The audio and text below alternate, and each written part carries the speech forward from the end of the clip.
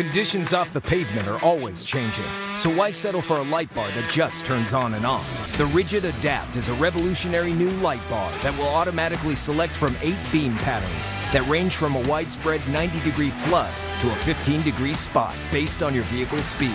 Try that with your knockoff light bar. A dash-mounted controller allows the user to toggle between adaptive mode, beam patterns, and RGBW accent lighting. With Adapt, it's easier than ever to own the night.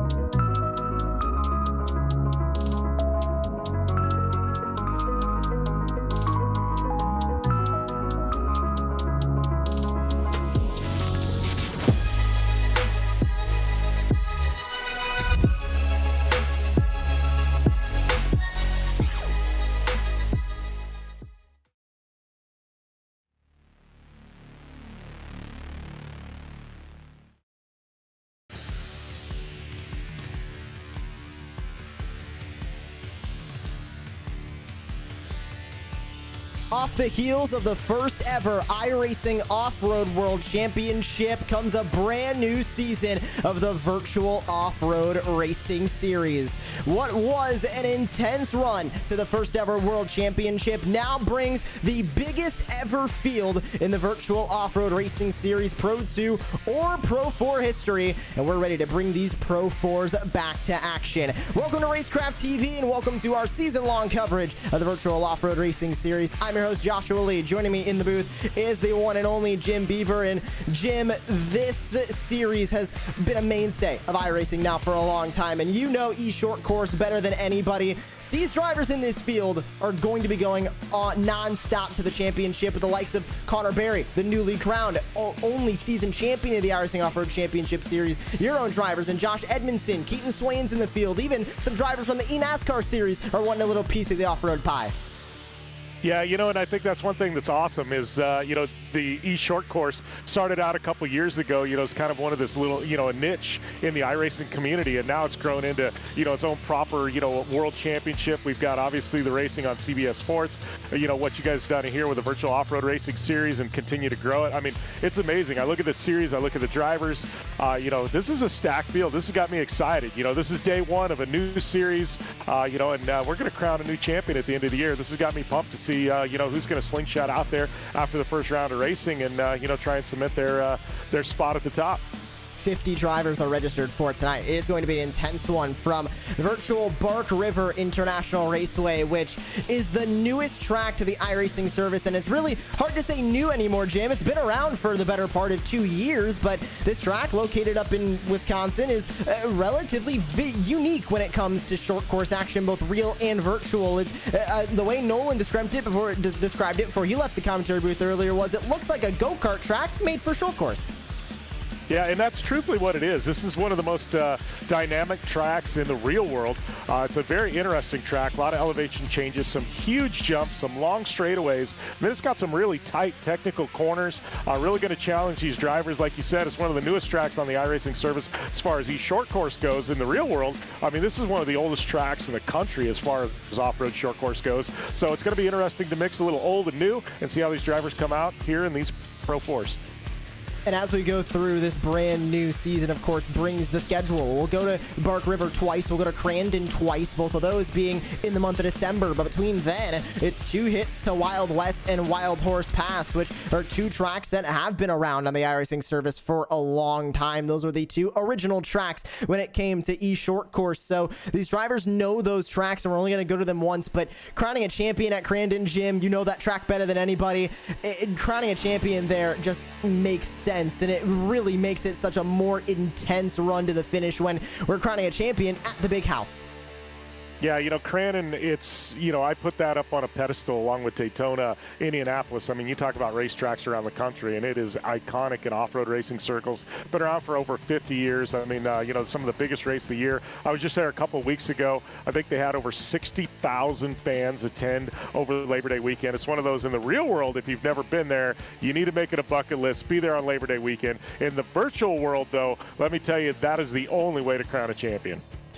And we'll get there with 6 rounds of action. And here is how tonight's format and what the rest of the season is going to look like in terms of format. We'll have 3 4-lap heats. Top 5 will transfer 17 max drivers per heat. So we're going to be sending a lot of drivers through to either of the 2 LCQs tonight, which every heat race, every LCQ will be 4 laps. But in those LCQs, we're only going to take the top 2 from each of those, which will be 18 trucks strong for both of those LCQs. And then 2 features tonight, both of them with their own independent points system, and both of those will be 10 laps. And the signature competition caution at the end of lap 5, that's been a mainstay of the virtual off-road racing series, Jim, to really bunch this field up and get a good restart in the last 4 laps of action, running from lap 7 all the way to the checkered flag. And that makes this series a little bit unique, and also gives the drivers that are kind of falling back a little bit an opportunity to have a restart to kind of get up against their competitors.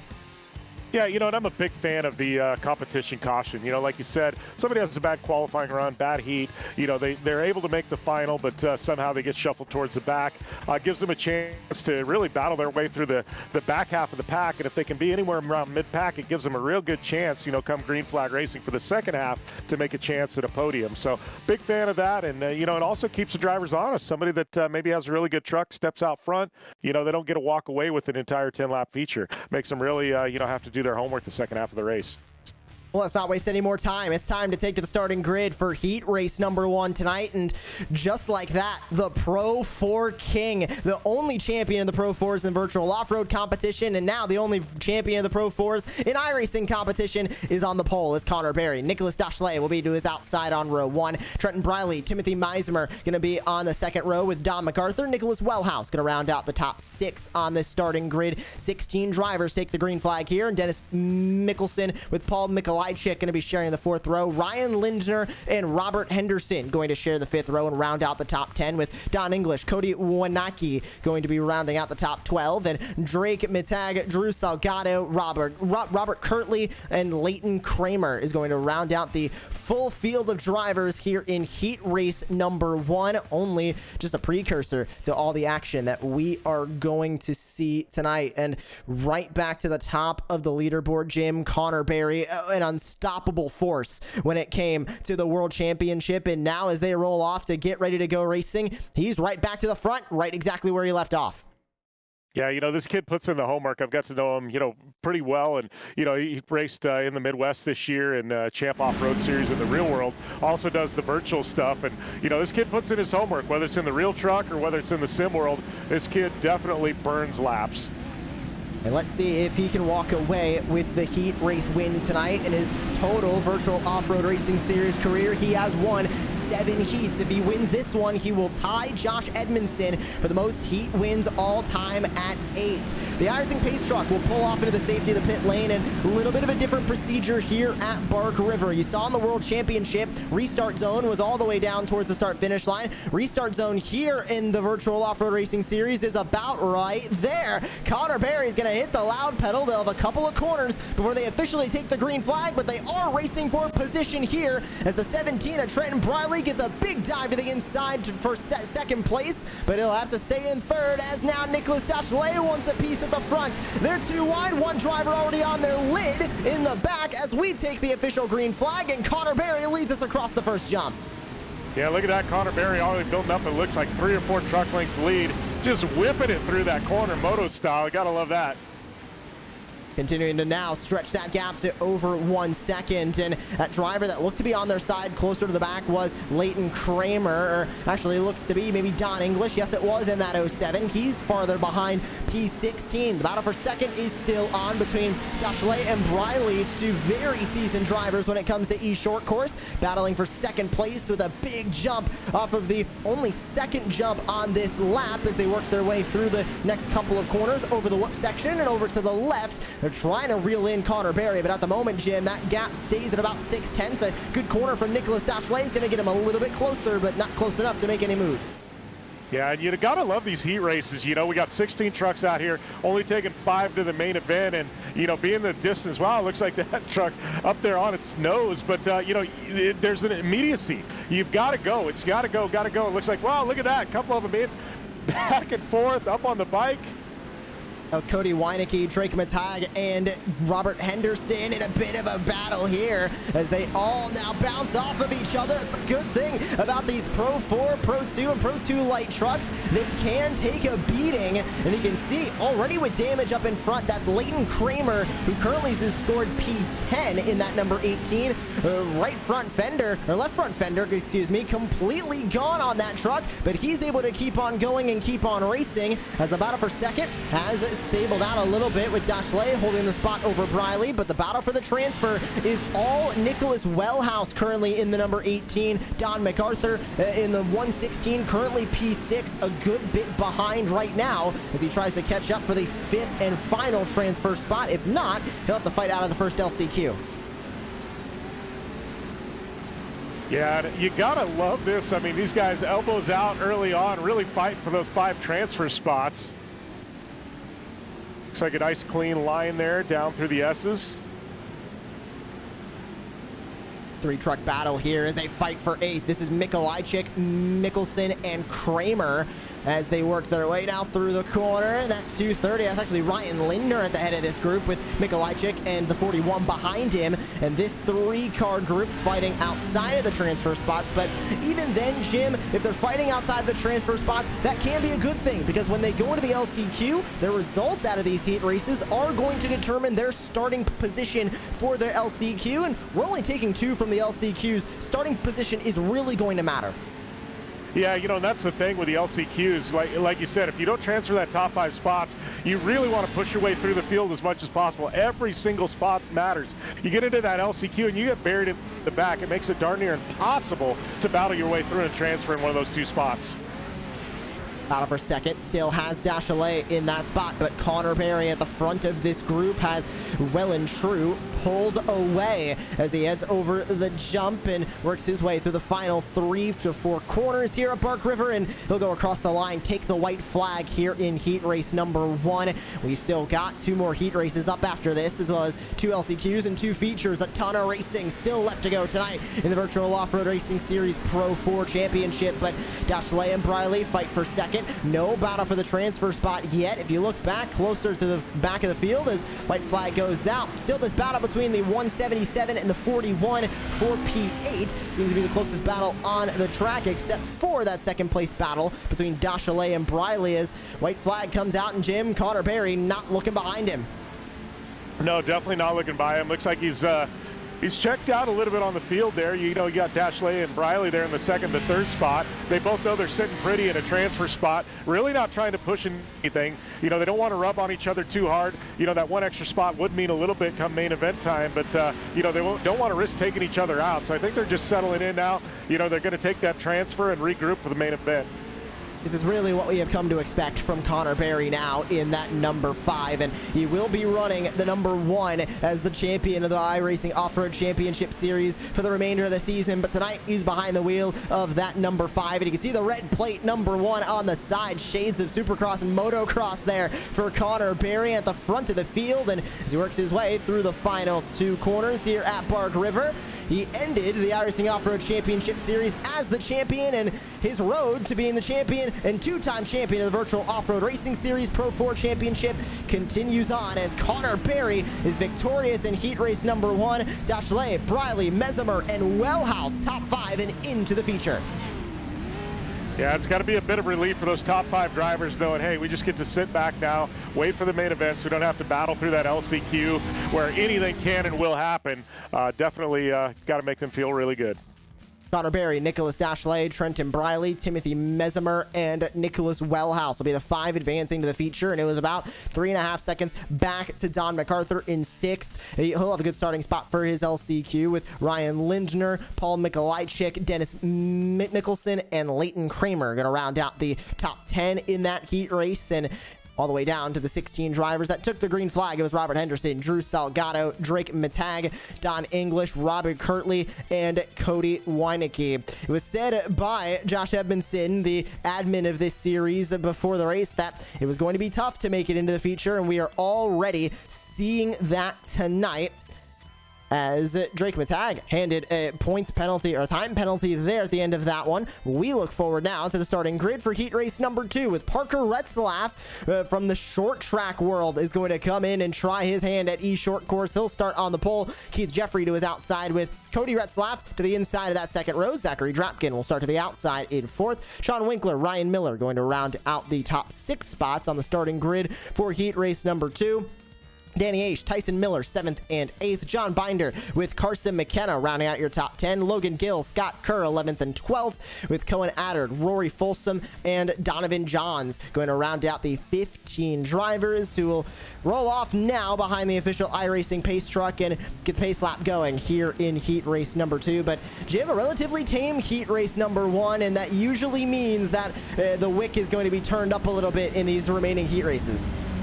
Yeah, you know, we had a little elbows out there in the first lap, and other than that, everybody seemed to settle in, and it was a relatively clean heat race number 1, like you said, and I think heat race number 2, like you said, seems like they progressively get a little bit rougher and a little bit rougher. It's got me excited for this second, third heat race, because I think the elbows are really going to come out, and we're going to see a lot of rubbing.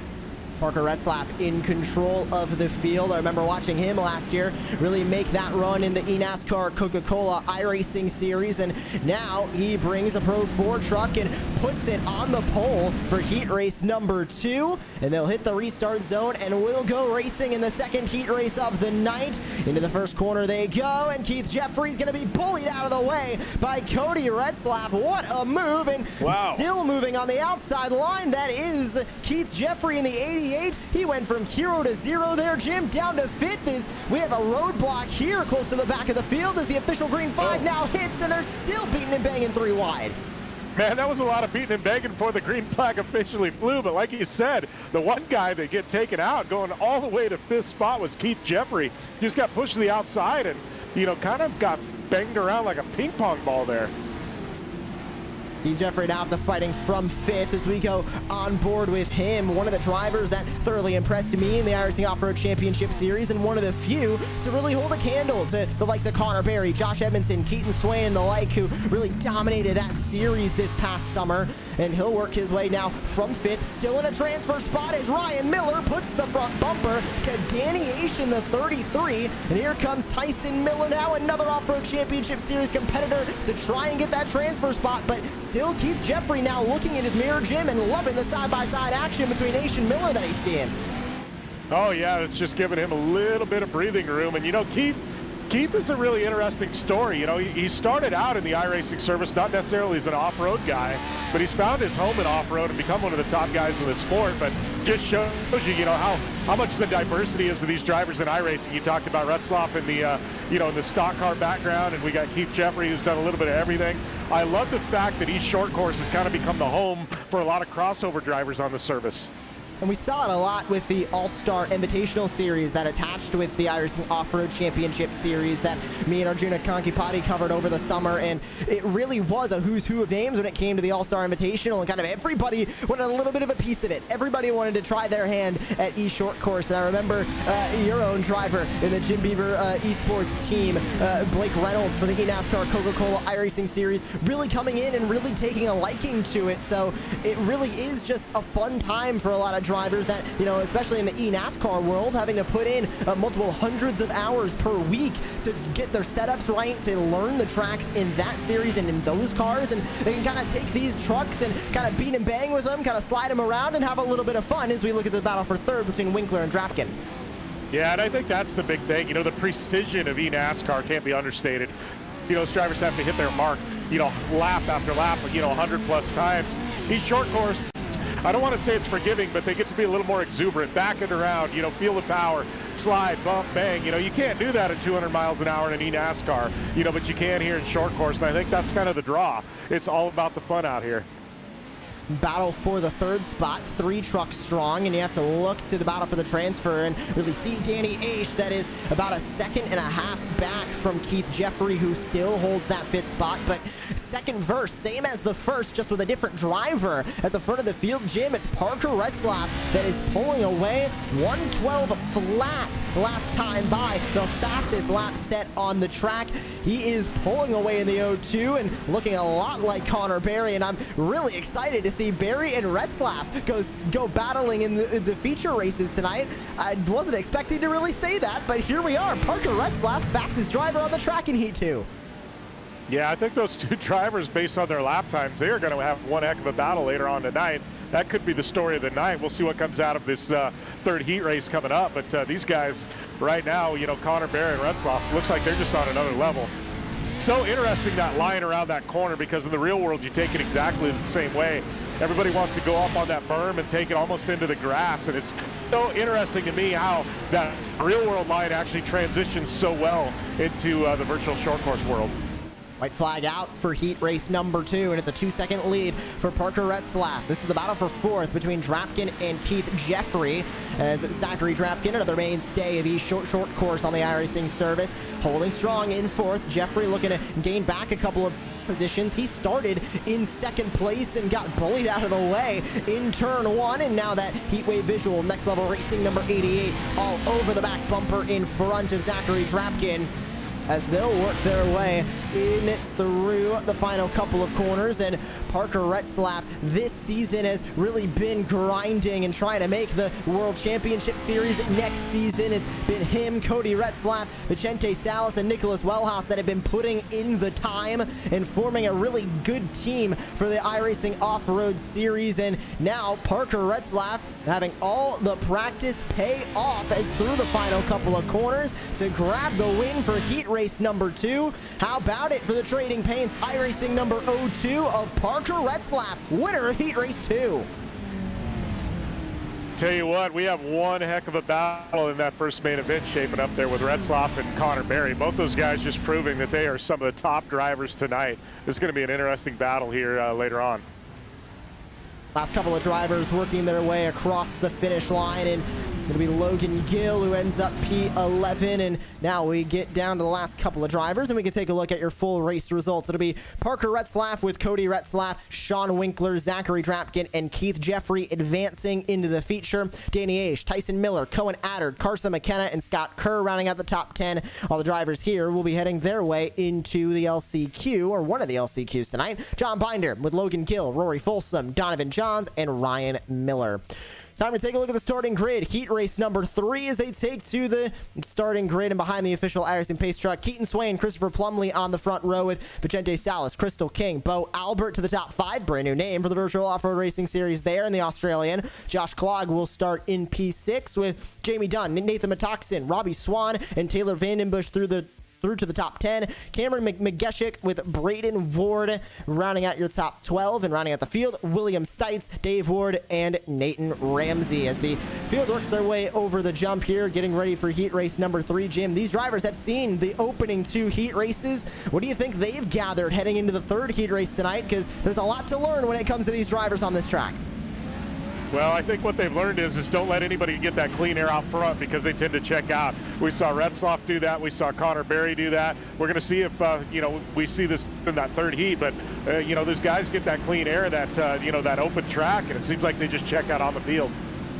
Keaton Swain is going to try and do that as he works his way now through the restart zone, and they'll take the green flag. Now, it won't officially come out until they're across the start finish line, but all the racing they're doing here is official. It is all for position as Bo Albert gets the elbows out. Up to 3rd goes the Altus Esports driver, and Christopher Plumley from 2nd down now to 4th, as now they take the official green flag, and Keaton Swain in the clean air pulls away at the front.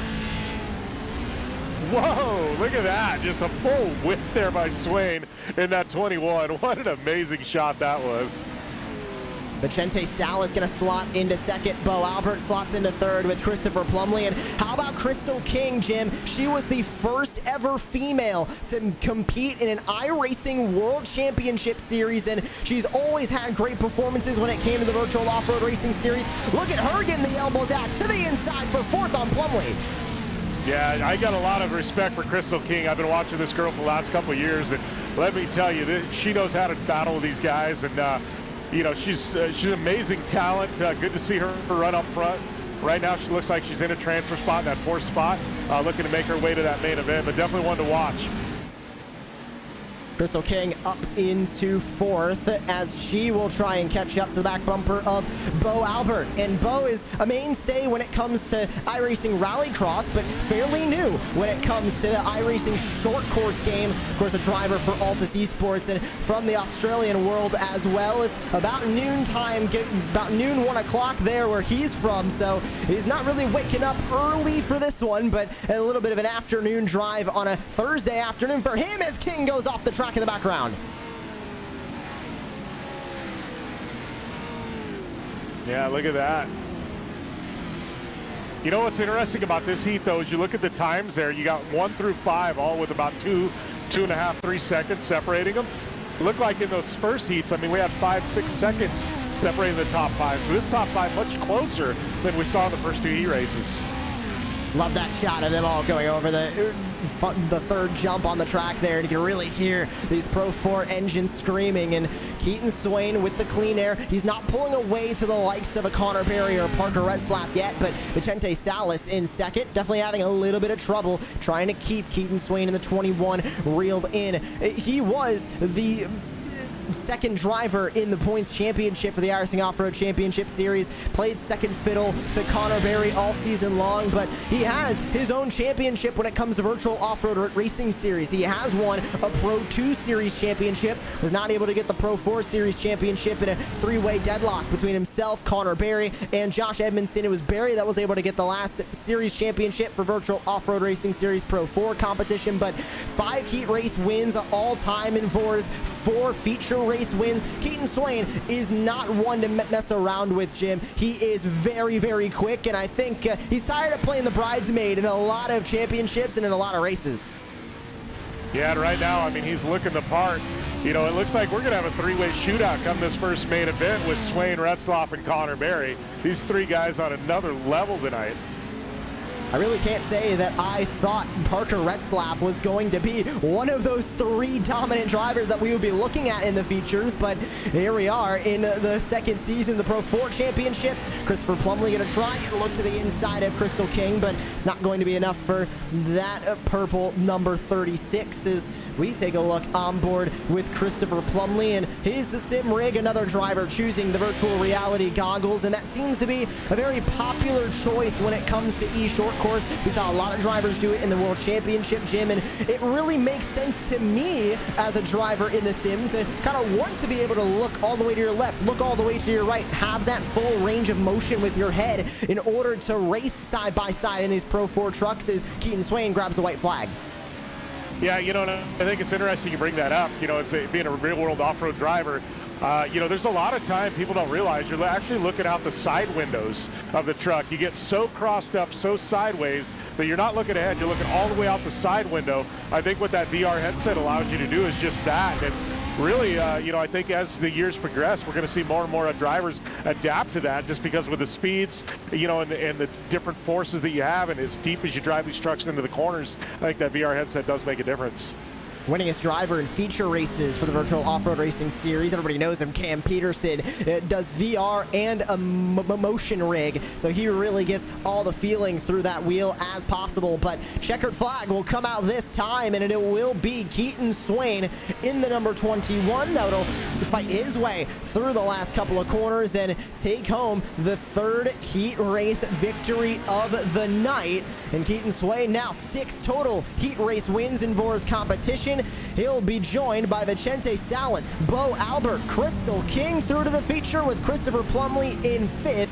Jamie Dunn, Nathan Metoxen just not close enough at the end of this one. Yeah, you mentioned Cam Peterson. I got a funny story about Cam. I got in my first sim rig about a year and a half ago, and I was burning laps. I texted my lap time at Crandon. I said, Cam, look at my lap time. He goes, that's a nice start. he was trying to be really polite, but it was a horrible lap time. Cam Peterson is definitely one to do that. He was very fast in the World Championship, and hashtag better internet for Cam if I get on my soapbox for 1 second. But Yes. Keaton Swain, Vicente Salas, Bo Albert, Crystal King, Christopher Plumley through and away into the feature. Jamie Dunn, Nathan Metoxen, Taylor Vandenbush, Josh Clogg, and Braden Ward will all go through to the LCQ along with these 5 other drivers. Cameron Geshik, Robbie Swan, William Stites, Dave Ward Jr., and Nathan Ramsey. Time for the first of 2 LCQs tonight. Top 2 are going to advance out of these 15 drivers. Don MacArthur, Jamie Dunn on the front row, Tyson Miller, Paul Mikolajczyk 3rd and 4th, Taylor Vandenbush with Carson McKenna 5th and 6th. Back from there, it'll be Leighton Kramer, Braden Ward, John Binder, Drew Salgado, Robbie Swan, and Rory Folsom rounding out the top 12. 13th will be Robbie Kirtley with Dave Ward and Ryan Miller rounding out the 15 drivers that'll go green here in the first LCQ. And this one's going to be intense, Jim, because we're not taking 5. We're only taking 2 out of 15. We're going to send 13 drivers home out of this LCQ. There's a lot on the line, a lot of pressure, and I'm willing to bet Tyson Miller, Paul Mikolajczyk, Taylor Vandenbush, some veterans of E-Short Course, they're not going to lay down on this one. Yeah, I think, we saw in the first 3 heat races, elbows out before the green flag even dropped. I mean, there's even more immediacy here because you're going home. I think we're going to see a lot of bumping and banging as we see that virtual pace truck pull off.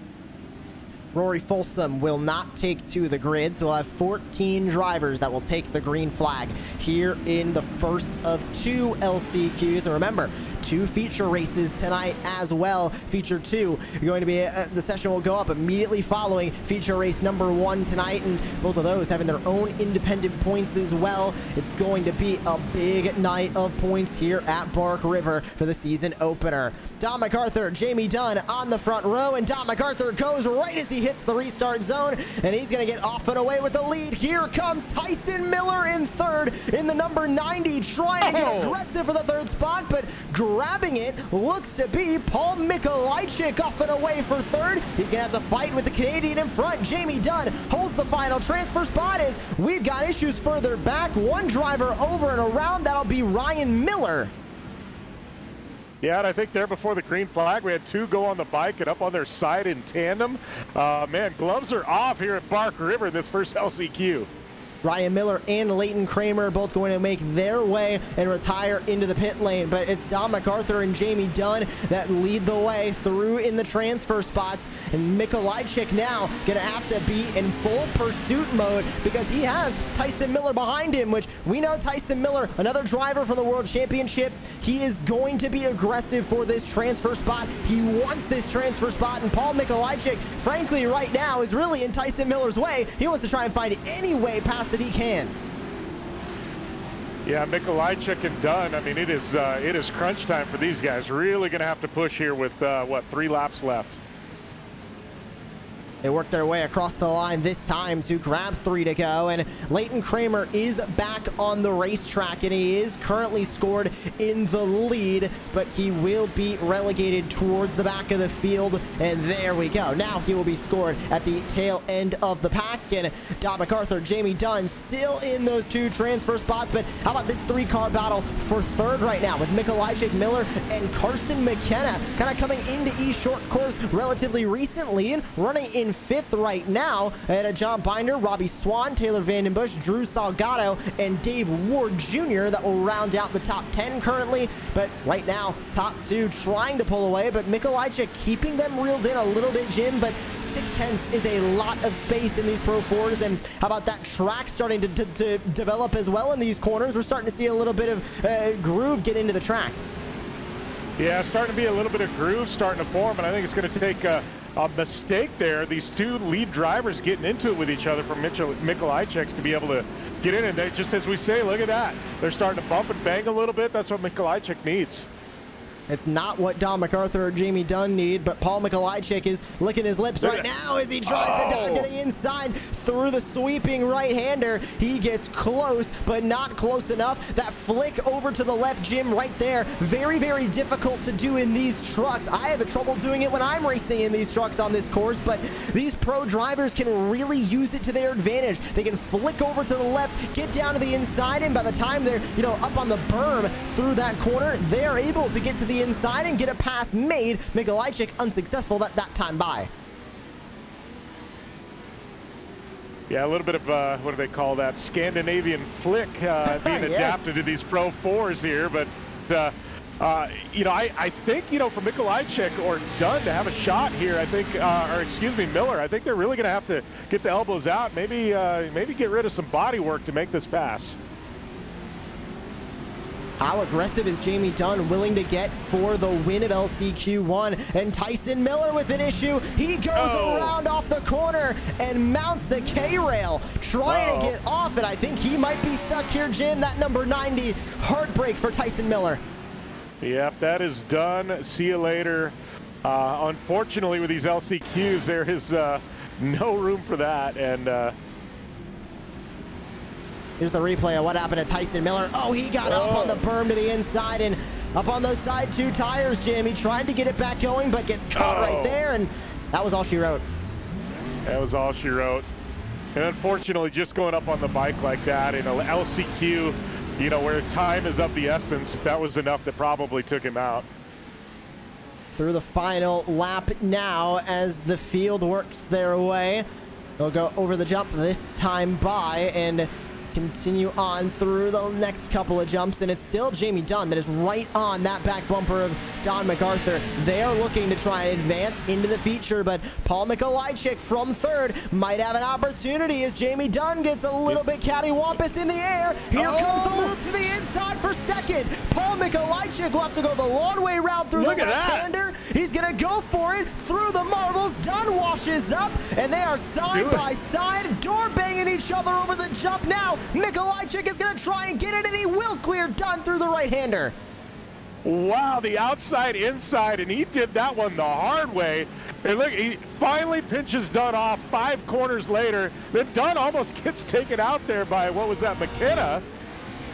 Jamie Dunn gives another hip check to Carson McKenna, but it's not going to matter as Mikolajczyk through to second. Don MacArthur is going to take the LCQ win, and a last lap pass for Mikolajczyk. Say hello to the feature for the 177.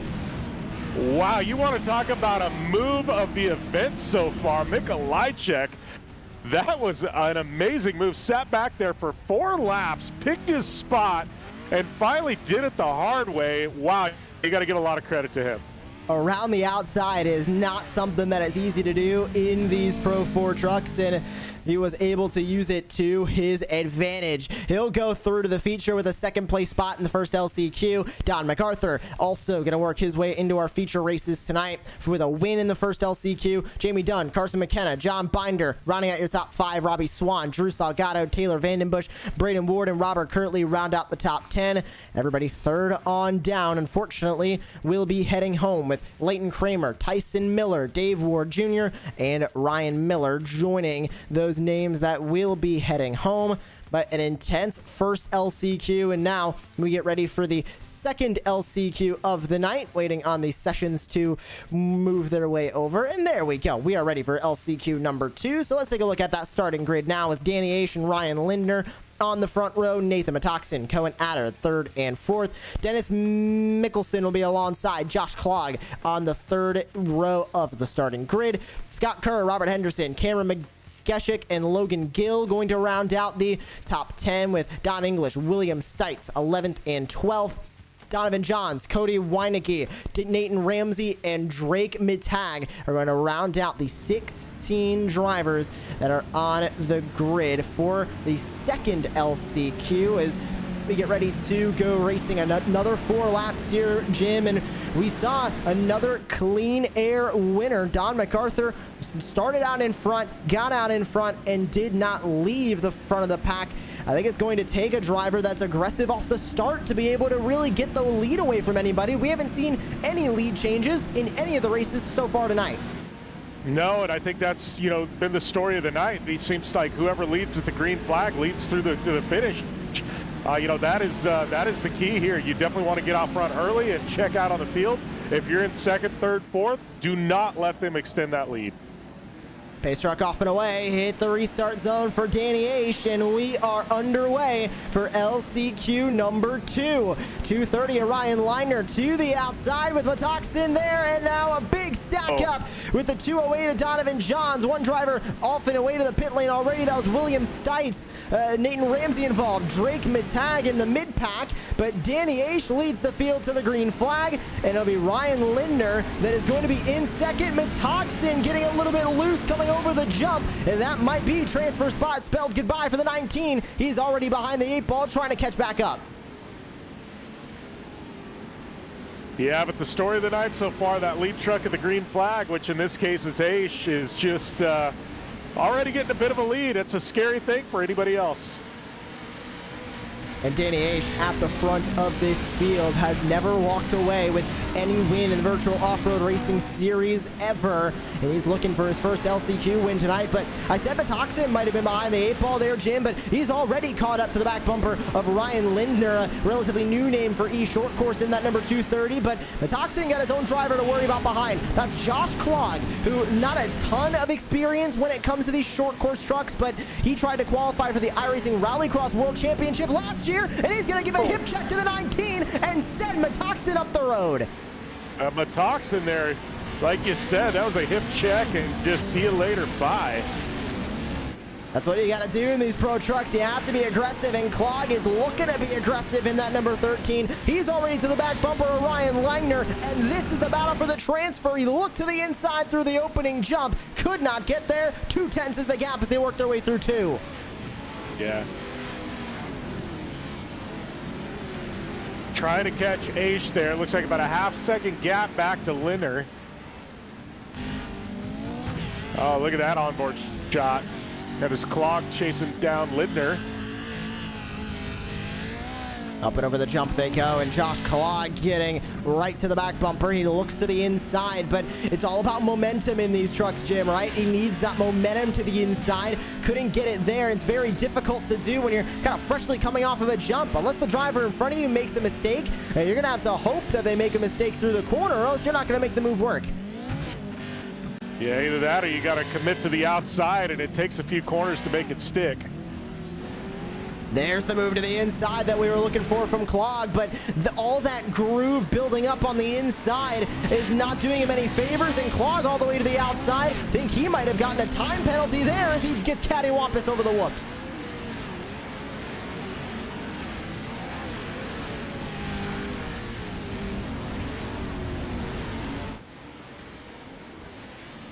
Fighting now for that transfer spot is no more. 1.8 and 1.9 second gap now between Aish and Lindner. And Klog falling back into the clutches of Cohen Addard and Scott Kerr. How about that Nitro Circus Next Level Racing number 84 that is fighting here? That is Scott Kerr, who now a mainstay of the virtual off-road racing series. Another VR user as he sits 5th, trying to fight for a transfer spot as he gets all sorts of loose coming off of that jump. Yeah, that was pretty rowdy. It was an aggressive landing there. Truck bouncing all over the place. Tried to force his way to the inside of Cohen Addard to the 131 as well, but could not make anything work there, and he continues to fight from 5th, but white flag this time by Jim, and another clean air win looking likely for Danny Aish in the number 33. Lindner was able to hold on to the transfer, but it seems like once that leader can get out and go, that's really going to be unbeatable tonight. So that just goes to show how important the starting grid is going to be for our heat race winners going into feature 1, and then how important qualifying for feature 2 tonight is going to be. Yeah, it's really interesting that it's played out that way, through 3 heat races, 2 LCQs now. You got Aish with, I got to give him a little throwback credit there. He's got that Von Dutch eyeball on the hood, but he's done the same thing as everybody else just checked out, but we know we've got those 3 heavy hitters up front that we saw in the heat races check out on the rest of the field. I don't think any one of them is going to give room to anybody else in that first main event. I don't think any room will be given at all throughout any lap in the feature as Scott Kerr runs into an issue. He's off into the outside, and he's going to have to tow it back into the pit lane. He was not in one of the transfer spots, so that'll only be just giving him down and scoring him in P15 for this LCQ. But as we work our way through the final couple of corners, checkered flag is shown for Danny Aish, the Australian motocross rider, taking his hand at short course for the last couple of years and now a mainstay of the virtual off-road racing series, and he's going to walk away an LCQ winner for the first time. Aish through to the feature. Ryan Leidner also qualifies, and Josh Klog a last-minute push, but he was 1 second too late. He'll finish third. Well, the story of the night, the leaders seem to just lead these things wire to wire. Is that going to transition into these main events? That's going to be very, very interesting to watch as we look at the results for our second LCQ of the evening. And it was Danny Aish and Ryan Leidner that will be qualifying into the LC, or through to the feature out of LCQ number 2. Josh Klog, Cohen Adder, Cody Weinecke going to round out the top 5. Those 3 are heading home along with the rest of this top 10 with Drake Matag, Nathan Matoxin, Robert Henderson, Don English, and Logan Gill. Remainder of the grid also going to be heading their way home after this one. And it will be Cameron McGeshik, Donovan Johns, Nathan Ramsey, Dennis Mickelson 14th with Scott Kerr and William Stites rounding out your full field of 16 that took the green flag there. 14 going home from LCQ2, 12 going home from LCQ1, makes 26 total drivers that are heading home, and we are now ready to go green flag racing in both of our feature races tonight. We'll begin with the first feature race of the evening based on our heat race and our LCQ finishing orders. Your heat race winners were Connor Berry, Parker Retzlaff, and Keaton Swain. They're in the top 3 spots. Nicholas Dachelet in 4th, Cody Retzlaff, Vicente Salas rounding out the top 6. Back from there, Trenton Briley, Sean Winkler, Bo Albert, and Timothy Mesimer going to round out the top 10. Zachary Drapkin and Crystal King 11th and 12th with the Nicholas Wellhouse, Keith Jeffrey, and Christopher Plumley through to the top 15. Don MacArthur, Danny Aish, Paul Mikolajczyk, and rounding out the grid will be Ryan Lindner for 19 drivers that are taking the green flag here in the first feature race of the evening. Now, this feature race is, as I said, based off of the finishing orders through our heats and our LCQs. But, Jim, after this feature, and the second feature race of the night, we're going to have a completely separate qualifying for that one, which will really shake up this field. But this feature is going to be really interesting. This is definitely going to be interesting. You know, obviously, I think this, this mandatory competition caution is going to help us, regroup everything. But are we going to see somebody check out on the field like we've seen in the first 3 heats and the 2 LCQs, and they just lead this thing wire to wire? We'll know here shortly. That competition caution will come at the end of lap 5 going into lap 6. It's Connor Berry, the iRacing off-road world champion, in control of the field with Parker Retzlaff to his side. Swain and Dachelet behind as the first feature race green flag will fly for the virtual off-road racing series Pro 4 championship. 4 wide, 3 wide, 2 wide. They settle it out to now through the left-hander, and Connor Berry looks to check out on the field as Swain already getting aggressive with Parker Retzlaff for second. Dachelet, Retzlaff all back from there through the midfield as Bo Albert gets his grip in the Altus Esports entry. Connor Berry pulls away Swain with a sky wheelie over the first jump. Man, looked like the hair got under Swain's, and like you said, a sky wheelie. What an amazing jump there. So we got everybody through clean so far. Pretty amazing, really. First feature race goes green, and Connor Berry pulling away with Parker Retzlaff behind him. Mentioned everybody getting through relatively clean. That is true. No incidents on that opening lap. A little bit of an issue for Keith Jeffrey, but he is still running as Bo Albert has the likes of Zachary Drapkin. Battle for 8th. Drapkin takes a peek to the inside. Can he make it work around the outside through the whoops for Albert? Bo Albert knows dirt. Maybe not so much east short course, but he's taking a liking to it relatively quickly. Advanced through the heat, and he is working his way now to try and hold P8 in the Altus Esports 06, and that's exactly what that Australian is going to do. And now Drapkin takes another peek to the bottom. A little bump and bang in there. That was a lot of bumping and banging there as Trapkin almost getting up on top of Bo Albert as he continues to fight from 8th. No battle at the front yet, but it is getting relatively closer between Retzlaff and Barry as take a look at this one with Parker Retzlaff 4/10 only behind Connor Barry. This is the closest gap that we have seen for the race lead all night long. Yeah, and you know, that thing's going to be minimized here shortly when we hit that mandatory competition caution. But Connor Barry putting in the work there, using up all the track. Look at those lines. I mean, he's just going berm to berm, using the entire track to his advantage. Go on board for a moment with your champion, Connor Barry, as he fights his way now through the left-hander. Looks like an issue for Timothy Mesimer has pushed him down through the field, and we have a couple other side-by-side battles, one of them being around the current eNASCAR Coca-Cola iRacing Series competitor in Vicente Salas, a former competitor in the iRacing Rallycross world. He sits in 7th. How about the move to the inside through the right-hander for Nicholas Dachelet on Trenton Briley? Not going to be enough momentum there, and Briley holds 5th in the Rigid number 17. Want to give a shout-out to Rigid being a brand-new sponsor for this season, the Virtual Off-Road Racing Series, as their driver, Trenton Briley, trying to hold off Dachelet for 5th. Yeah, it looks like Briley having his work cut out for him. Dachelet in the 23 all over the back of Briley there. And in this fight for 5th, this is going to be all bunched up when it comes to this competition yellow, so we're not going to be talking about much of these battles anymore in the way that they currently are. They're going to be bunched up for another restart, which we've been seeing it in the initial starts all night long, Jim. That restart zone being so far up, it really becomes very important in that first right-hander that Connor Barry and Parker Retzlaff in the battle for the lead are going to come up to now, which is very difficult to make any passes through because you really either have to try and, like you said, stick it around the outside, try and make the long way around work, or really be aggressive here to the inside and just kind of knock your opponent out of the way and knock them up the road to make anything happen. Yeah, and as we saw, you know, Mikolajczyk making that pass, he committed to the outside. It took him a few corners to seal the deal, but it is doable. But like you said, sometimes the easier way is just to put the elbows out and kind of force your way through. So a couple of options there for drivers, but neither one of them easy. Lap 4 of 10, 2 to go before the competition yellow does fly, and it will be a manual yellow flag. We won't have the iRacing official pace truck come back onto the racetrack. The entire field will slow down to a pacing speed, then they will bunch themselves up, and then once they reach the restart zone again, leader is allowed to go, and we will go back to racing.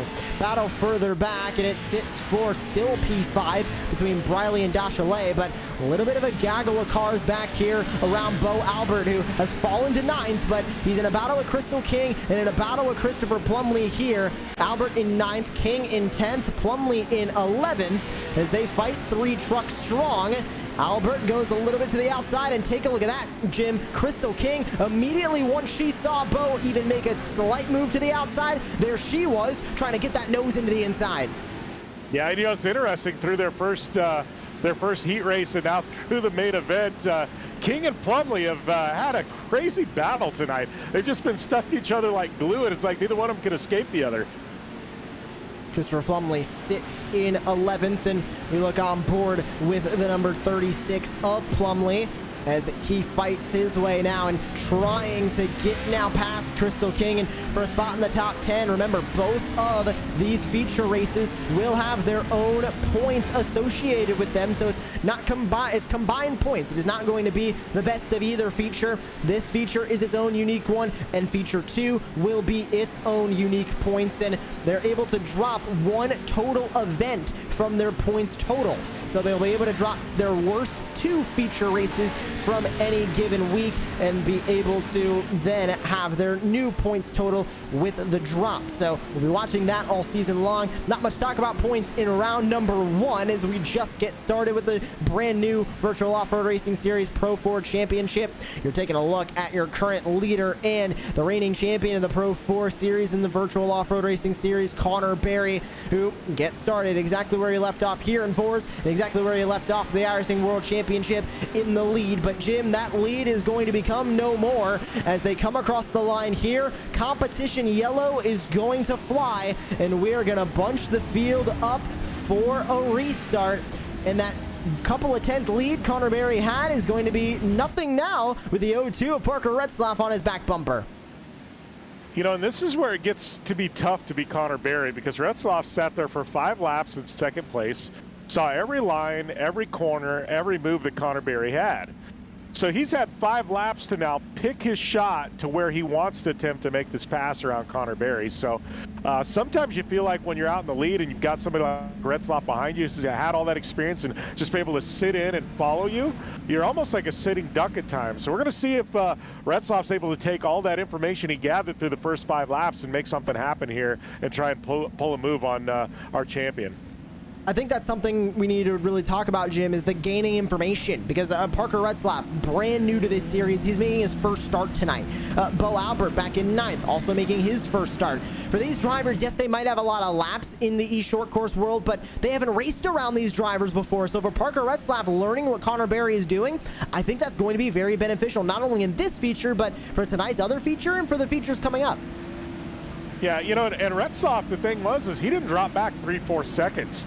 I mean, he was pretty close to Connor Berry, so I think he's got a little something in the tank. He saw all those lines, and I think here in the first lap or two, we're going to see him attempt to make a pass. Well, here we go, getting ready to go back green. Connor Berry will hit the restart zone at about right now. He'll hit the loud pedal again, back underway for the first feature race of the night. And from the background, Vicente Salas to the inside of Nicholas Dashley. He gives a touch to Trenton Briley as well. And Salas using the restart to full advantage to go from 7th to 5th. Drafkin and Briley side by side. Drafkin gets into trouble. He's going to be off and away now, down into the back couple of positions as Vicente Salas also got turned around, but the battle for the lead within 3/10 with 4 to go. Yeah, and look at that. Just like we said, Retzlaff didn't drop back. I mean, he is still very close to Connor Berry. You know, when the green flag dropped, Berry didn't get the jump that he wanted, and you got to give a lot of credit to Retzlaff, just literally on lock with that rear bumper of Connor Berry. How about Keaton Swain being close in this battle as well? He's only 3/10, now 2/10 off of Parker Retzlaff in front of him. Keaton Swain can play spoiler in the top 2 as they can see how aggressive Swain trying to get to the inside is on 2nd place. How about Cody Retzlaff? He's put in a ton of time over the offseason. He's looking at a top 5 here in the first feature race of the season. Issues for Nicholas Dashley. He falls all the way down the order as an issue coming off of the jump into that corner, but Connor Berry still in front. 3 to go this time by. Where can Retzlaff make this move, Jim? I feel like at Park River, you have to be aggressive to make a move anywhere. You really have to be confident with it, but you can make a move at pretty much any option on this course. There are a ton of passing opportunities if you're willing to go for it. Well, and I think, you know, sometimes here at Park River, like we saw with Mikolajczyk in that LCQ, it takes 4 or 5 corners to actually pitch the other driver off and seal the deal. So this might not just be a slide job in one corner. When Retzlaff does go for the pass, and we know it's coming at some point, it may take him a few corners to make it happen. How long can it take him to set up a pass? I mean, we did see that in the second LCQ in the battle for the transfer spots, but he does not have a lot of time. 3 laps to go. It'll be 2 to go this time by the start-finish line. And for Connor Berry, he is looking at his 6th all-time feature race win, and it will be, in terms of Pro 4s, his 3rd feature race win all time. And of course, he was the champion of the last season in the Pro 4 championship for virtual off-road racing series competition. But he's got new blood that's behind him in Parker Retzlaff. He is getting really close to the back bumper here, Jim. I think he might be trying to start to set up for a pass. I mean, look how close he got to the apex through that corner, and he's able to keep it up. He's not getting close and then falling back on the straightaways. He's getting close and staying there. You know what, I'm looking at his lines really close, and as Connor Berry kind of drifts out of some of the corners, Retzlaff's taking him a little bit tighter. He's picking up just a hair, maybe a 100th here and a 100th there, but it's all adding up to the fact that he's got something in him for Connor Berry. We're just going to see when he pulls the trigger on it. What can Parker Retzlaff do? Can he be the only driver in VOR's history to win a feature in his first ever start? Up and over the jump they go again. On board with Parker Retzlaff. All throttle all the time for the 0-2 over the jump, and he really tries to get close to Connor Berry, but over the whoops loses a little bit of time, back to about 7/10 through the corner. Both of them going a little bit wide as Retzlaff tucks it back in. He just does not have enough momentum to catch Connor Berry, but it's white flag this time by Jim. If he's going to be aggressive, he's got to do it now. Yeah, well, that was a great shot watching him chase down Connor Berry. But like you said, now it's crunch time. If he's got something, if he's going to send it into one of these corners, he's got to do it. But at the end of the day, this is also the first race of the year. You don't want to take yourself out of the points right from the get-go. He's going to be sitting pretty as we head into these, future rounds.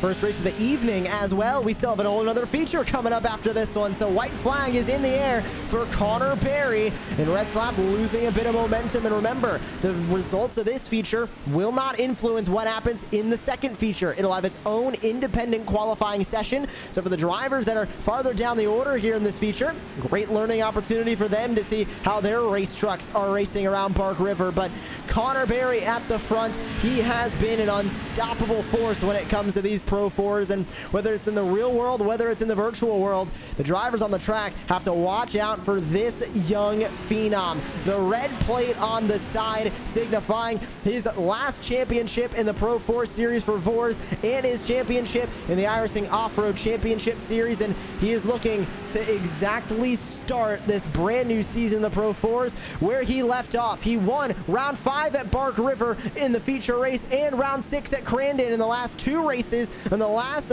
Pro 4 series for VORs. And as he comes through the final few corners at Bark River, he is looking to start season 2 exactly how he left off in season 1. Connor Berry is feature race number 1 winner tonight from Bark River. Wow, Connor Berry leading that thing wire to wire, just putting on a clinic, never made a mistake. But you got to talk about the rookie here, Parker Retzlaff, with an amazing run to finish second. The 0-2 does come home in second as Paul Mikolajczyk with an issue coming over the line.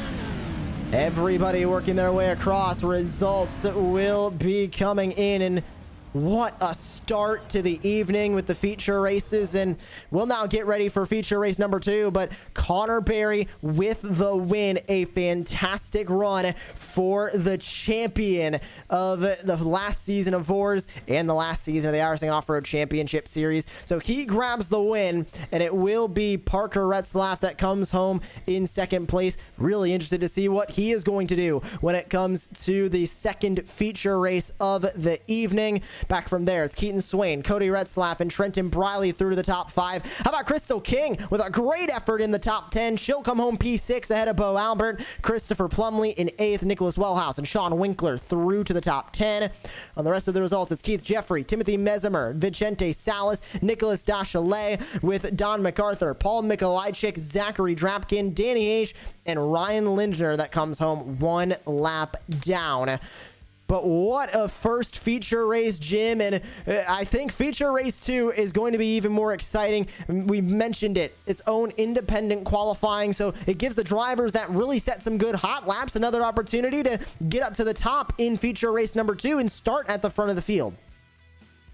Yeah, and I think it gives them a chance to reboot, and everything we, learned throughout the night kind of thrown out the window, and we get to do this all over again. It's not often this happens, but I love this doubleheader format, and we're going to see who comes out on top. We had our top 3, Swain, Retzlaff, and Connor Berry, and we're going to see if that sticks here for the second main event. A double header of features on the way, and I think my main takeaway, just taking a look at the results from that one, Berry, Retzlaff, and Swain, the 3 heat race winners, did not leave the top 3 throughout that feature. They started in the top 3. They finished exactly how they started, 1, 2, 3. The biggest mover of that race, Jim. How about finishing in 8th, Christopher Plumley, who started back P15, up 7 spots. And got to give it to Crystal King as well. She started in 12th, up 6 spots from where she started the night. Very, very difficult thing to do. And against this field especially, and both of them up 7 and 6 spots respectively, showing their speed on the track tonight. Yeah, Crystal King, obviously, she had a great race as well as Plumlee. And, we're going to see. I think they learned a lot in those, those main events and, that main event and the heat races. So I don't know, maybe they got a little something in this next qualifying session. We're going to see them a little farther up the grid. And if so, not starting back there in 12th and 15th, respectively, I think we may see them push for a podium. And of course, this qualifying session that is attached to this second feature race is going to be the main catalyst of what happens in feature race number 2. But how about the start for Connor Berry when it comes to the points? Parker Retzlaff with a great points day as well. Keaton Swain, you have to think heat races do still give points along with the feature races, so those heat race wins are really going to help them in the points calculations. And Cody Retzlaff coming home in 4th, and Trenton Briley, who I think Jim was being bullied out of the way more than anybody in that field, he still rallies back for a top 5. A great run for the rigid number 17 tonight. Yeah, he was definitely getting bumped and banged around quite a bit, and obviously I don't know, it was not a good start to the evening for him, but you got to give him a lot of respect. This kid is always up front, and I think he's going to come back strong here in main event number 2. We still have that second feature race that is on the horizon. But for now, we will grab a quick break here on Racecraft TV. But do not go anywhere. We are just getting started with the virtual off-road racing series action tonight. So stay tuned in. We have another 10 laps and another feature coming up right after this. You're watching the virtual off-road racing series Pro 4 Championship live on Racecraft TV.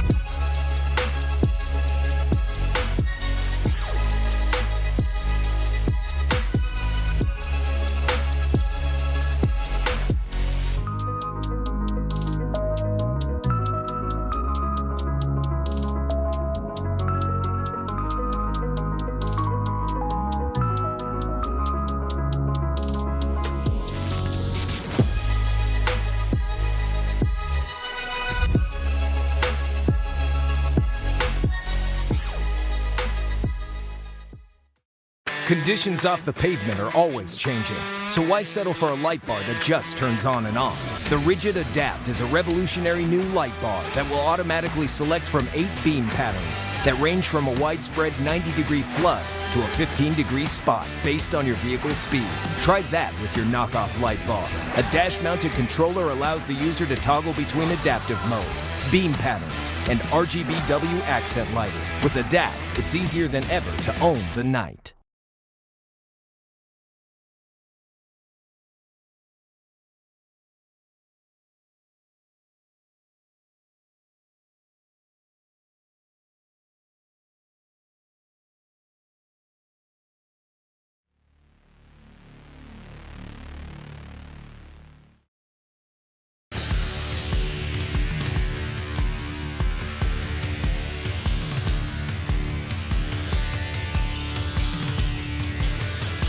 Welcome back to the Racecraft TV broadcast booth. You are watching the virtual off-road racing series Pro 4 Championship. First feature race of the season over and done. And it's time for the second feature race of the evening. From iRacing's virtual Bark River, it was Connor Berry that walked away with the win for feature race number 1. What's going to happen here in feature race number 2? Joshua Lee back with you in the booth alongside Jim Beaver. And Jim, feature race 1 saw a lot of carnage. It saw a lot of high intensity racing. I think feature 2 is going to bring us a lot of the same. Yeah, I definitely think it's going to bring us a lot of the same. I think one of the big stories to watch here in feature race number 2 is if we continue that trend through 3 heat races, 2 LCQs, and a main event, that the person who led at the green flag led at the checkered flag. I think that is going to be the thing to watch here. Is whoever starts out front, are they going to be able to get that lead and just never look back, or are we going to have somebody, try and challenge them? And I think, that's been the story of the night to me, is just that we haven't had any lead changes. And it wasn't without an effort from the drivers behind. I mean, we saw Parker Retzlaff really get close to trying to get by Connor Berry, but just could not get there. I mean, I think the likes of Keaton Swain, that was also very, very close in that battle, but just could not get away to Connor Berry. And can Berry go 2 in a row? He's done it before. Can he do it again and go 2 in a row with features? Now, remember, for everybody at home, this feature race is having its own independent qualifying session. Those drivers are on the track for that right now. And Jim, no heat races, no LCQs for this feature. It is the same 19 that when racing in the first feature. And now they're going hot lapping, not to see where they're going to start in a feature, but to see where they're going to start, or not to see where they're going to start in a heat, but see where they start in the feature. I mean, how much pressure is that going to be for these drivers on their hot laps? Well, I think it's definitely a lot of pressure, but I think, what's great is, like we'd mentioned earlier in the broadcast, somebody like Plumlee or Crystal King, who had a great run and came through the field in their main event, but, started pretty deep in the pack. Now they've got a shot to maybe start in the top 5 or 6. If they do, it gives them a really good chance to press for a podium. So I think this is actually a second shot on life for a lot of these drivers tonight who maybe didn't get the starting spot they wanted in the first feature.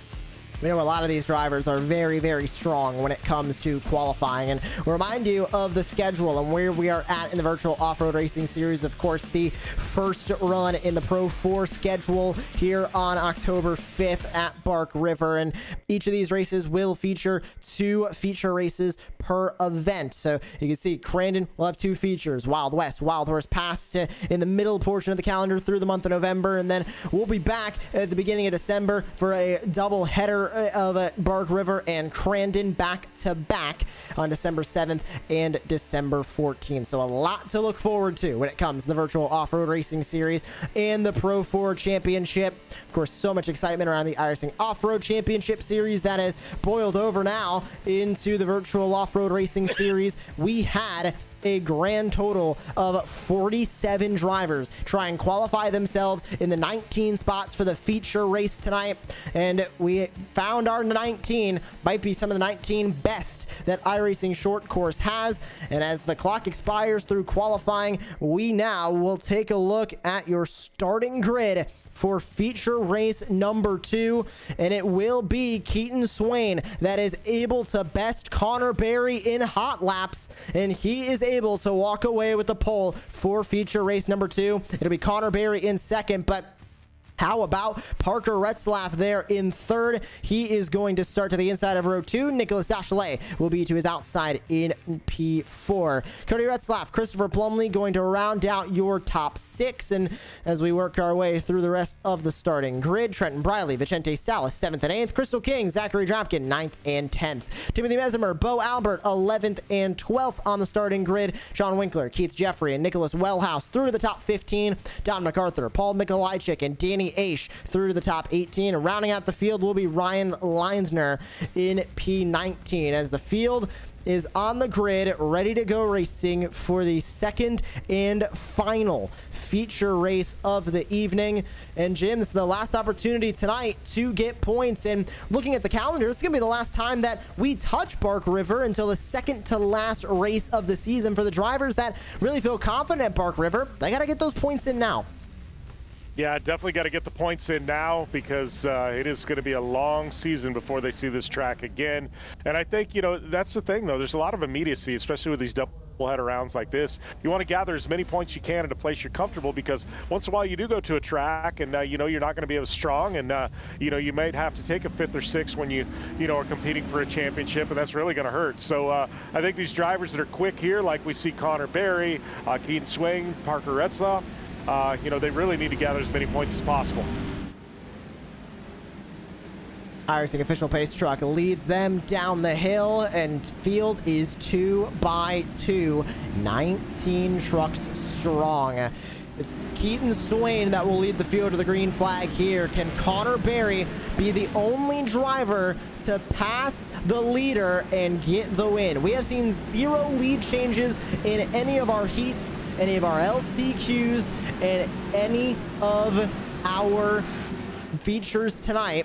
Second feature race. What is going to happen? Keaton Swain's on the loud pedal in the number 21, and he grabs the early lead. Barry gets aggressive with the bumper, but Parker Retzlaff goes through and into second place. A beautiful move by the O2, who is now going to put the pressure on Swain. A big hit into the outside wall as Barry gets back to the inside on Retzlaff. Retzlaff hits the stones on the side of the road, but Keaton Swain leads us to the green flag as they're still side by side for P2. Man, I think what we said about the lead changes earlier, I think that's out the window at this point. These top three, they are going after it here at Park River. Cody Retzlaff, Christopher Plumley continue to fight for fifth. It's a gaggle of pro trucks in the back as they almost go 3 wide. King looking to the outside of the 11 of Winkler. That's the 06 of Bo Albert there as well as the entire field fights their way through. Over the jump they go. Drapkin in front of Met Mesimer for 8th, but it's all Keaton Swain in the front, but he's got to be hearing the Jaws theme behind him, Jim, with Connor Barry stalking him down. Yeah, look at that CBR truck of Connor Barry's is just on the hunt right now, and this is going to be interesting. This is a spot you don't see Connor Barry in very often, or at least tonight you don't, and we're going to see what this kid's made of. Barry getting aggressive now, trying to get to the back bumper of the 21. The 02 of Parker Retzlaff with Cody Retzlaff behind him, and the 02 trying to look to the inside. Did not have enough as Barry trying to point that truck to the inside and set up the move, really the corner before he's even going to go for it. And on to lap 2. This is the closest battle for the lead we have seen all night long between Swain and Barry. It was a battle between these two for the World Championship. It's been a battle between these two for many a Pro 4 or Pro 2 championship and VORS competition, and now Barry is looking for a second feature race win on the evening.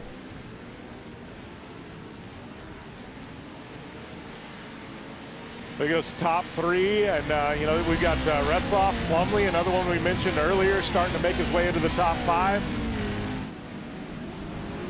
There's the move. He's going to have to look around the outside and look the long way, and he tried to go for the crossover, but Keaton Swain parked that number 21 through the apex, and that's going to open the door for the 02 of Parker Retzlaff.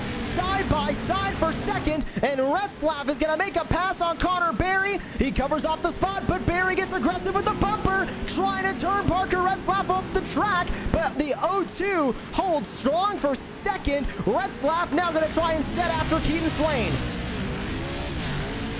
Yeah, and I've started watching Connor Barry. He's developed a little bit of a tell when he's going to try and make a move.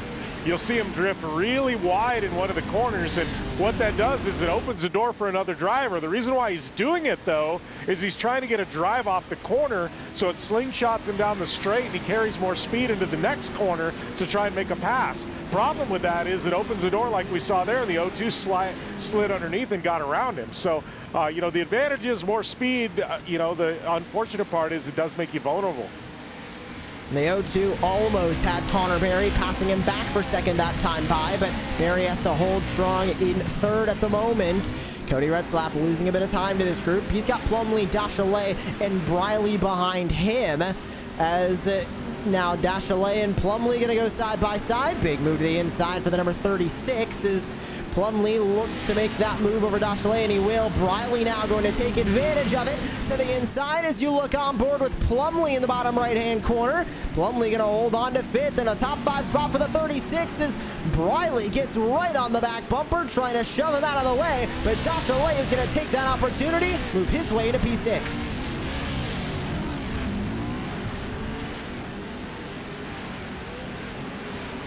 Yeah, look at that in unison. Almost looked like Formula Drift there with 4 trucks all in unison around that corner. Beautiful shot. That battle for the lead, 3 trucks strong, is really getting intense now. And of course, the competition yellow, same thing we saw in feature race 1, will be the same thing here in feature race 2. It will be coming at the end of lap 5 on to lap 6. So this battle for this top spot, 3 trucks strong, is really going to get even closer with that restart. But right now, Jim, I don't know if you can be much closer. They are on top of each other, with Barry trying to get back to the inside of the 02. If the 02 tries to go the long way around for the lead, here comes Barry back to the bottom for second and pushes Retzlaff wide and trying to go the long way around. Barry trying to go 2 for 1 as he tries to get the lead away from Swain, but over the jump, the 21 holds strong for the race lead. Look at that. You know, I think this might be the first case in off-road history where a restart actually puts the leader at an advantage. I think these guys are closer to the leader than they will be on the restart.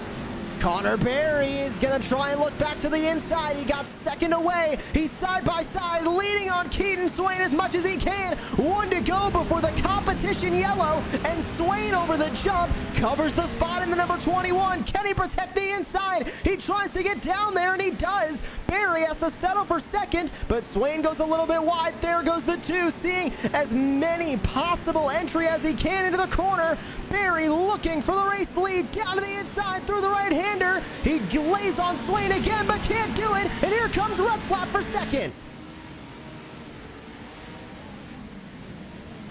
Wow, look at that. Oh, and he pitches him out, puts him on the bike. Swain up on 2, able to put it back together. Swain going to shuffle back to third now. Now he's in. Where did Cody Retzlaff come from? I don't know, but Cody Retzlaff now looking for a podium. Now remember, this time by, competition yellow comes out. Retzlaff gets aggressive. He pushes Connor Berry up the track and out of the way. Can he complete the pass? He has to look for a crossover here. He's not going to have enough to do it. At the line, it'll be a competition yellow. Retzlaff with a big move to the bottom, and he's going to take the race lead. Second lead change of the night into the competition caution. How about Parker Retzlaff? He'll be in control of the field when we restart this race. Wow, well, we went from having the entire run of the night, no passing for the lead, to probably the most exciting laps of anything I've seen in a long time. Wow, that was 5 laps of absolute controlled chaos here at Bark River. And we are only halfway done with this feature, Jim. We still have 4 to go when we go back green. And this feature race is almost the polar opposite of everything we have seen tonight. Parker Retzlaff, the second lead change of the night after Connor Berry was able to get it from Keaton Swain. Then Retzlaff was able to get it from Berry. Big question is, can Keaton Swain fight back from third on this restart, or can Parker Retzlaff do what everybody else has done tonight and get the lead and stay there? Yeah, this is shaping up to be a great race. But you know, one of the drivers we haven't talked about is Plumlee. I mean, he's kind of made a great push there into the top 5, and I saw some speed out of him that last lap, so I think Plumlee may have a shot at this too. VR goggles on and focused up is Christopher Plumlee in the 36. They'll hit the restart zone this time by Retzlaff, Berry, Swain, Cody Retzlaff, and Christopher Plumlee through the top 5. They're bunched back up. Restart zone is hit by the O2. He'll go on the loud pedal. Can Cody Retzlaff get third away from Swain? It looks like he thought about it, but all Connor Berry's thinking about is the race lead. He lays on the O2 once again, and through the left-hander they go. Retzlaff covers the spot, but Berry's gonna have to move to the inside, side by side, and another hip check from Berry, but he can't force Retzlaff around this time. Parker Retzlaff in the O2 holds the lead as we go back green. Man, Berry all over the rear bumper there of Retzlaff. Look at that. Just, hey, oh man, about ready to rip that rear bumper off of the O2 is Connor Berry. And now, Jim, this has opened the door for Keaton Swain to get in now in the fight for second. Yeah, Swain doing the same thing to Berry, just locking on that rear bumper, waiting for him to make a mistake.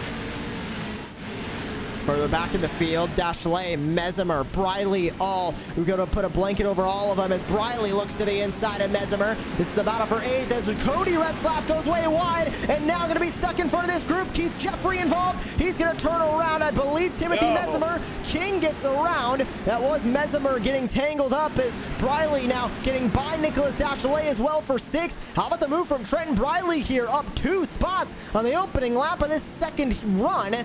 But with 3 to go at the line, the battle for the lead really looks to be no more, Jim, as Parker Retzlaff has pulled away.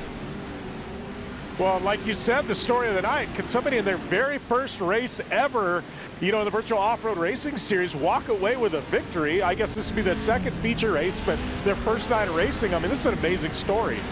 And Parker Retzlaff would be joining a really elite group of feature race winners. The likes of Luke Knupp, Keaton Swain, Connor Berry, Zachary Drapkin, Cam Peterson, Brandon Proudfoot, and Josh Edmondson. There's only 7 names that have won feature races in Virtual Off-Road Racing Series competition. And now Parker Retzlaff is trying to add his name to that group. Battle for second has fizzled out as well. Keaton Swain has fallen back a good bit. It really is going to be a mistake that is going to give Connor Berry enough opportunity to get by Parker Retzlaff. And right now, that 0-2 is looking stout at the front of the field, Jim. And we haven't really seen Parker Retzlaff put many feet wrong tonight. We've only seen Connor Berry really put a foot wrong, what, once or twice tonight so far? Yeah, Connor's been almost perfect. The problem is Retzlaff has been perfect. You know, it's an amazing effort. And I got to tell you, for somebody who you said at the beginning of the night, we didn't expect him to be where he's at, I got to tell you, he's putting the entire field on notice. Hey, this season, I'm here for the championship. Put a ton of time into this season of the Virtual Off-Road Racing Series, put a ton of time over the offseason. He said he is going to make a run at the iRacing Off-Road Championship Series in 2023, and I'm excited to see what he's going to do against these drivers in a World Championship setting, because right now, he is putting the field at pace as he leads the way by 9/10 of a second. Christopher Plumley, Zachary Drapkin in a battle for 4th. Drapkin up into 5th. He is one of our biggest movers tonight. He started 10th after qualifying. He is in a tie with Paul Mikolajczyk to be up 5 spots from where they began. Top 5 for Zachary Drapkin as the gap for the lead gets even greater. Parker Retzlaff in a 1-second lead. White flag this time by. 1 to go here. Once he passes that white flag, and what a clinic he's putting on. I mean, he's just hitting his marks every single corner, which is really hard to do at Bark River. It's not easy to do in these Pro 4 trucks, period, especially at Bark River. And the white flag does come out. One final lap for Parker Retzlaff. No heat race. He won his heat race tonight and already became one of the only drivers in their first ever start to win something that is not an LCQ. And now he's on pace to win his first ever feature race in Virtual Off-Road Racing Series competition. Further back, tight battle between Sean Winkler and Crystal King at the edge of the top 10. This is a battle for 9th. Winkler in the 11 goes through. Crystal King falls to 10th in the 278. But this is all behind the man who has set the pace since we went back to racing after the competition yellow, Parker Retzlaff in the 0-2 through the final couple of corners. And what a performance it's been, and a long time coming for the 0-2 of Parker Retzlaff. Put in a ton of time over the offseason, really created his own e-short course group that he runs with. They're all running in Vors tonight, and they're all going to run in the entire season, the Pro 4 Championship. He has hopes of being in the iRacing Off-Road Championship Series in the future, but right now, this is where he is going to show off his skills. And for the first time ever in his first ever start, Parker Retzlaff, take a bow. You are a feature race winner in Vors competition. Wow, amazing night for him. I mean, we saw him in the top 3 of that first main event, really pushing for that win, but to walk away with a feature race win in his first night of racing in the series, wow, what an effort, what a story. He really could not have had a more perfect night, and he is going to, rightfully so, start burning it down here at Virtual Bark River. It's Parker Retzlaff who walks away with the second feature race win of the evening, and it will be Connor Berry that ends up in second, Keaton Swain in third, Christopher Plumley in fourth, with Zachary Drapkin rounding out your top 5, Nicholas Dachelet, Trenton Briley, Cody Retzlaff, Sean Winkler, and Crystal King through to the top 10. And back from there, 19 drivers took the green flag. It was Nicholas Wellhouse, Paul Mikolajczyk, Bo Albert, Keith Jeffrey, Don MacArthur, all finishing in the top 15 and on the lead lap. Timothy Mesmer with a bit of issues. He finished 1 lap down. Ryan Leiner finishes 3 laps down, 17th. Danny H with more issues. He'll finish P18, 5 laps down. And unfortunately, Vicente Salas issues off the start, and he ends up P19 on the night. As we get ready to talk with Racecraft, Barry, and Swain, Jim, what a night it was for feature race action. And feature race 2, we saw our first lead changes of the night, and we saw the first driver that did not start on the pole go to victory lane. Yeah, and I think that was the story that all through the night. Are we going to even see a lead change? And boy, did that final feature race number 2 not disappoint. We had lead changes throughout. Great racing, great battling. All the guys running each other hard and clean, and that's what you want to see out of each short course. And moving forward in the schedule as well, of course, we're going to go to Bark River one more time, but we still have, Crandon, Wild West, Wild Horse Pass still left to come. And I think tonight at Bark River really showing who those strong drivers are. I mean, Christopher Plumley with a great result. How about Zachary Drapkin marching his way through the field? Nicholas Dachelet was a mainstay at the front. I mean, we have a lot of names that if they get into the victory circle, we could be talking about them as championship hopefuls. Yeah, and I think, it's still early in the season, but, there's a lot of stories carrying out of this first couple of feature race wins or feature events. And I think, obviously we're not going to see Bark River till later in the year again. So, we've got a lot to shake things up, and it's got me excited for an amazing 2022 championship. Well, we won't waste any more time, and we will get to talking with your feature race number 2 winner tonight. And what a dominating performance from Parker Racecraft. Parker, our first time talking to you in the booth for Virtual Off-Road Racing Series, and your first start, you walk away with the win. Congratulations, and all the hard work paying off tonight.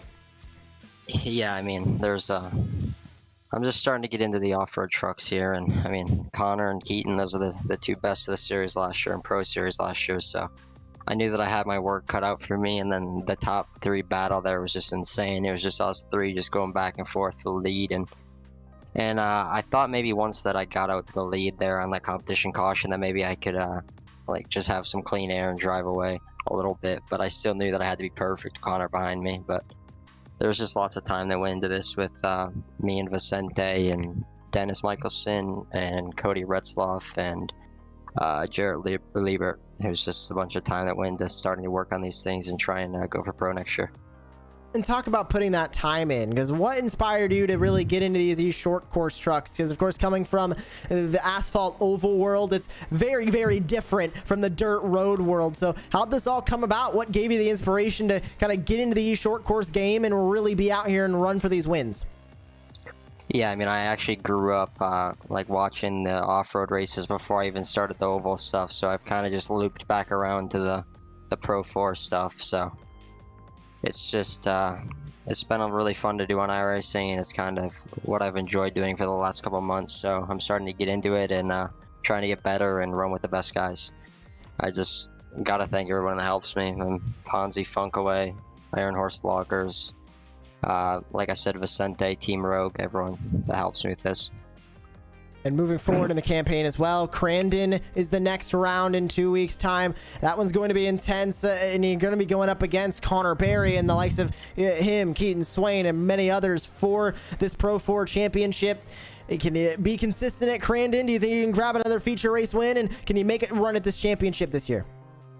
I mean, yeah, I think you gotta be mostly perfect the entire season if you want to win the championship. So we're gonna have to put time in there and bring a good truck and have also the driver to do it. So we had a couple of drivers in the field tonight with Team Rogue, but we're gonna put some more work in and try and bring another good truck and hopefully leave there with another win.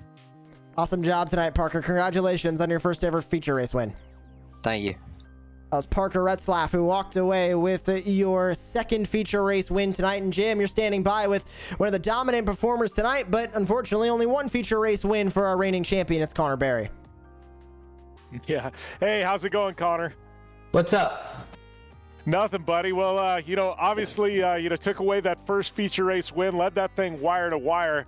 How was that, and how did that transition into the second race? I said, a lot of these guys got to learn a lot from you in the first race. You think that gave them a shot to really push in that second race?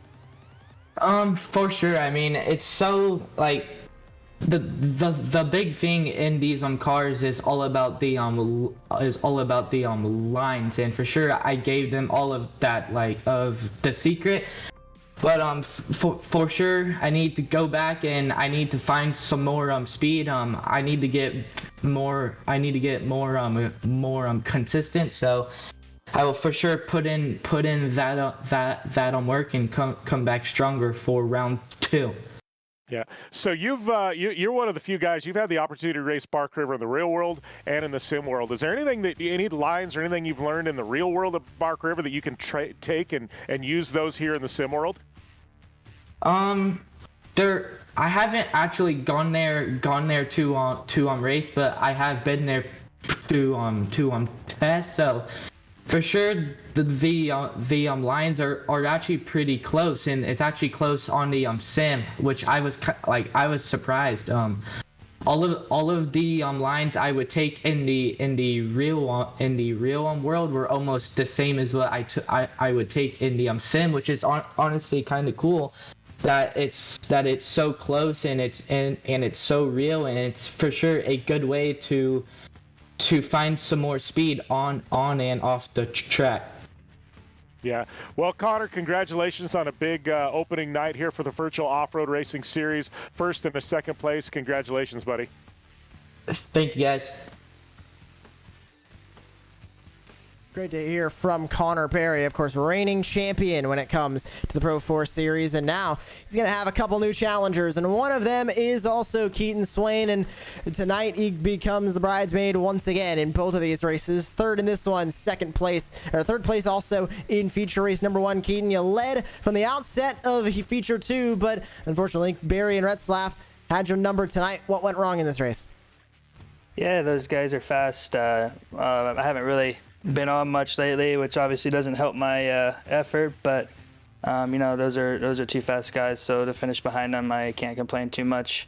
Kind of just using this series to try some stuff out and try to get better and see if we can't find any more speed for next year for the World Championship Series. So I gotta first off give a big shout out to Trevor Teal. We blew a motor last night in practice and he stayed up all night and swapped it for me, so thanks to him, everyone else at Factory Sim Sport, Plants Parts Company, ZK Design, Sim Coach Pedals, Shenandoah Shine, and Josh for putting on a great league. I love the shout out to Trevor Teal there, fixing a virtual motor. I mean, that Trevor Teal always working hard, but honestly, tonight you ran well, you had speed in that Pro 4 truck, and throughout the night you were so close, just could not get there. What do you need to do going forward in these rounds to really make sure that you're going to be at the front? Is it better heat race results? Is it better hot laps in qualifying? What needs to happen? Definitely, if we can just qualify up front, obviously I want to be first. That way, they have to pass me. Obviously that happened in the second race and I wasn't able to hang on to it, but, we'll just keep putting laps in. Hopefully come Cranon we'll be a little bit better, but I haven't had much time to practice, so with this series starting back up, sharpen my skills back up, knock the rust off, and hopefully we'll be a little bit faster in these coming weeks. And speaking of Crandon, 1 week's time, a return to the big house. Are you looking at another, hopefully getting your first feature race win of the season and just logging in a few more points? Yeah, absolutely. That's what we got to do if we want to contend for the championship. I'm not too worried about it because, like I said, we're just using this to try some stuff. But obviously, when I'm racing, it's competitive, so I want to win and want to do good for when that helps me out. So, yeah, we'll get back to work and see if we can find a little bit more speed. Congratulations again on your third place finishes in both of the feature races tonight, Keaton. We'll see you next time. Thank you. Good to hear from number 21 of Keaton Swain. And thank you to Connor Perry, Parker Retzlaff for joining us here in the booth tonight for our post-race interviews. And in 1 or 2 weeks time, October 19th, same time, same place, right here on Racecraft TV at 9 p.m. Eastern time, it will be round number 2 of the Virtual Off-Road Racing Series Pro 4 Championship. As we continue with Season 2 of the Pro 4 Championship, we go to the Big House. It's the same place where we will crown this season's champion, so we know that all the drivers are going to want to get a win there. So make sure that you're tuning in 9 p.m. Eastern on October 19th here to Racecraft TV for the next round of the Virtual Off-Road Racing Series Pro 4 Championship. For Trevor Teal and Josh Edmondson at Virtual Off-Road Racing Series, and for my colleague in the booth tonight, Jim Beaver, my name is Joshua Lee. Congratulations to Parker Retzlaff, a first start, first feature race win for him. It was Connor Berry that grabbed the other feature race win. We got a dead lock for the championship. You're not going to want to miss the rest of this campaign.